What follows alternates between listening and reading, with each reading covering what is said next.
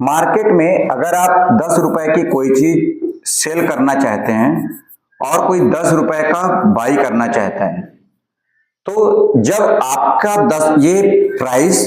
Buyer और seller का price, आप यूं कह सकते हैं बायर और सेलर का प्राइस जब मैच करता है तभी मार्केट आगे बढ़ती है, या यूं कह लें उसकी कैंडल मूव तभी होती है जब किसी एक बायर का सेलर का प्राइस मैच हो जाता है। और अगर 10 रुपए की आपने कोई चीज सेल करनी चाहिए और 10 रुपए में कोई बाई करना चाहता है, तो ऐसी ही मार्केट को हम बोलते हैं बैलेंस मार्केट। लेकिन आपको क्या पता है कि अगर हम 10 रुपए का सामान मान लीजिए कि 12 रुपए में सेल करना चाहते हैं तो 12 रुपए का हमें बाहर मिल जाएगा, तो ये छोटे मोटे प्रॉफिट तो हम नॉर्मल मार्केट में कर सकते हैं। लेकिन अगर आपको बड़ा प्रॉफिट चाहिए एज एन इंस्टीट्यूशन, तो आपको समझना पड़ेगा कि मार्केट दो तरह से काम करती है, एक बैलेंस और एक इम्बैलेंस। तो हमने आपको बैलेंस बता दिया कि अगर हम 10 रुपए में कोई चीज सेल करना चाहते हैं और कोई दूसरा बंदा 10 रुपए में बाई करना चाहता है, तो ये हो गया बैलेंस मार्केट। लेकिन उसी जगह अब समझते हैं कि इम्बैलेंस क्या होता है। इम्बैलेंस का मतलब यह है कि हम कोई भी एक बड़ी क्वांटिटी किसी एक पर्टिकुलर प्राइस पर बाई या सेल करना चाहते हैं, लेकिन उतनी प्राइस पर मार्केट में उस समय सेलर या बायर अवेलेबल नहीं है,